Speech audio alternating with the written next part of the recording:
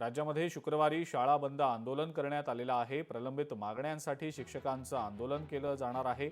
शाळा बंद ठेवल्यास शिक्षण विभागाकडून इशारा दिला गेलेला आहे। शिक्षण विभागानं वेतन कपातीचा इशारा दिलेला आहे। राज्यातल्या खासगी अनुदानित, अंशतः अनुदानित आणि विना अनुदानित शाळांतल्या मुख्याध्यापक, शिक्षक आणि शिक्षकेतर कर्मचारी आपल्या विविध प्रलंबित मागण्यांसाठी शुक्रवारी शाळा बंद आंदोलनात सहभागी होणार असल्याची घोषणा झाली। मात्र आंदोलनासाठी जर शाळा बंद ठेवली तर शिक्षण विभागानं थेट वेतन कपातीचा इशाराही देऊन टाकला।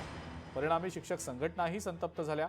माध्यमिक आणि उच्च माध्यमिक शिक्षण संचालक डॉक्टर महेश पालकर यांनी सर्व विभागीय शिक्षण उपसंचालक आणि शिक्षणाधिकाऱ्यांना दिलेल्या आदेशात हे नमूद केलंय की 5 डिसेंबरला शाळा बंद ठेवल्यास संबंधित मुख्याध्यापक, शिक्षक आणि शिक्षकेतर कर्मचाऱ्यांचं 1 दिवसाचं वेतन हे कापलं जाईल।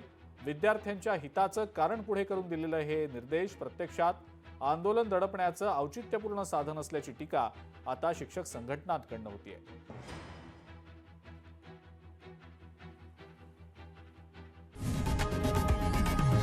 लोकशाही मराठी ऐका, पहा, जागरूक रहा।